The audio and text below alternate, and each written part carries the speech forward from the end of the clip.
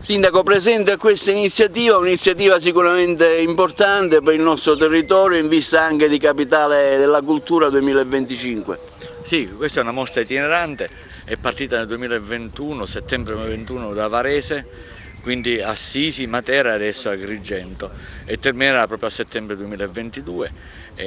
Fa parte della collezione Genesi di Letizia Moratti. Io ringrazio anche la dottoressa Bernardi che ha voluto fortemente portare avanti questo progetto, questa mostra itinerante. Si parlerà di diritti umani e ambiente, sembra che si calza benissimo con le problematiche nostre agrigentine. Agrigento è la porta del Mediterraneo, quindi ha vissuto questa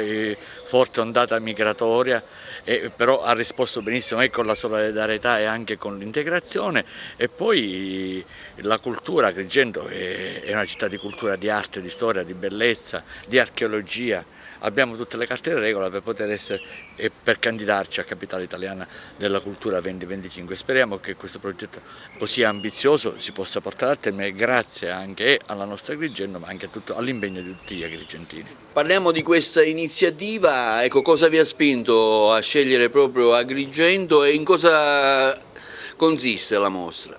Allora, Agrigento si è scelta da sola, perché il progetto Genesi è un progetto itinerante che va dal nord al Sud Italia e sceglie le 4 città d'Italia che sono sia sedi di beni FAI sia sedi di siti UNESCO, e Agrigento è una di queste. In più Agrigento è l'apertura verso l'Africa, l'apertura verso il diverso che arriva nel nostro paese, e essendo l'ultima tappa è coinciso col 5 giugno, giornata dell'ambiente, e Agrigento è la città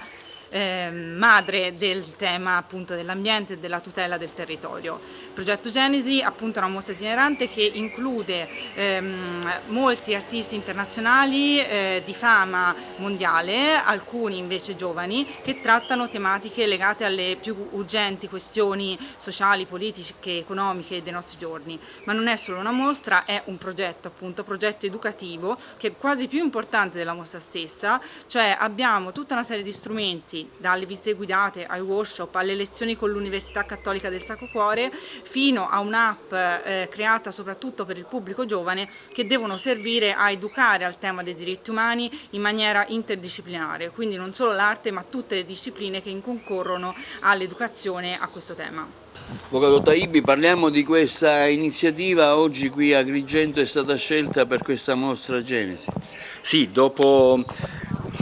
Varese, dopo Matera, dopo Assisi, arriva ad Agrigento. Io credo che sia una scelta importante, perché ad Agrigento si può benissimo parlare di arte e diritti umani, anche perché noi abbiamo per esempio il fenomeno dei migranti, ma un altro tema importante è il fatto che si apre la giornata mondiale dell'ambiente, e quindi anche questo è un tema che mette insieme arte, diritti umani e ambiente, e l'ambiente per il FAI è l'ambiente inteso come natura, cultura. Ecco che quindi sono tanti i temi che possiamo affrontare in qualcosa che non è una semplice mostra, è un vero e proprio progetto, un progetto che mira a dare un'educazione permanente sui diritti umani, quindi speriamo che anche le nuove generazioni vogliano cogliere. Un progetto che si snoda tra il Museo Griffo e poi la Lucchesiana, perché abbiamo voluto unire colle e valle, come prima aveva fatto anche Jan Fabre. Ecco, quindi ci aspettiamo che la città e anche i turisti vogliano cogliere questa importante occasione. Venite, partecipate, staremo insieme 3 mesi, un'occasione anche per riflettere su quello che sarà il nostro futuro, sia dal punto di vista dell'ambiente, sia dal punto di vista dei diritti umani. Parliamo di questa iniziativa, di questa mostra Genesi presente da oggi presso il museo, cui l'Ente Parco ha fortemente voluto. È un progetto mostra al quale abbiamo dato il nostro assenso, perché riteniamo che attività culturali come queste sono sul percorso che il parco ha da quando è stato istituito, e c'è quello dell'educazione permanente, quello del rispetto dei valori, del rispetto dei diritti umani e del rispetto anche dell'ambiente, perché questo progetto mostra parla anche di ambiente, quindi dovevamo esserci, lo abbiamo voluto fortemente, e tra l'altro la mostra cavalca quel solco dell'educazione permanente, per cui ci saranno le visite guidate a studenti online, e quindi in quell'accrescimento culturale che fa parte del nostro essere parco archeologico e paesaggistico. In previsione dell'estate, quali sono le iniziative per Sommi Capi che state organizzando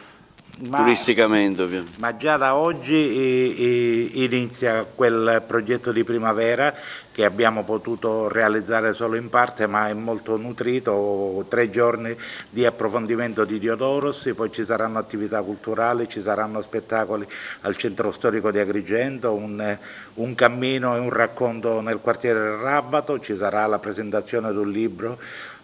di Javier Castillo a San Pietro, ci sarà la proiezione del film Ennio di Tornatore su Ennio Morricone, ci saranno 2 concerti, 18 Simona Molinari alla Valle e il 24 e 6 Ottava alla Valle, quindi questo sono attività culturali che preannunciano quelle che faremo quest'estate, che sono tante, che sono oltre a quelle istituzionalizzate, la rassegna jazz, Arcosoli, il cinema archeologico, le 2 attività legate al cinema, poi ci sarà festival e ci saranno tante altre attività, ci saranno le nostre albe che sono il nostro punto di forza, quindi a 360 gradi, e non riguarderà solo la valle, ma riguarderà Eracleamino, riguarderà Villa Romana a Punta Grande, riguarderà Sambuca di Sicilia.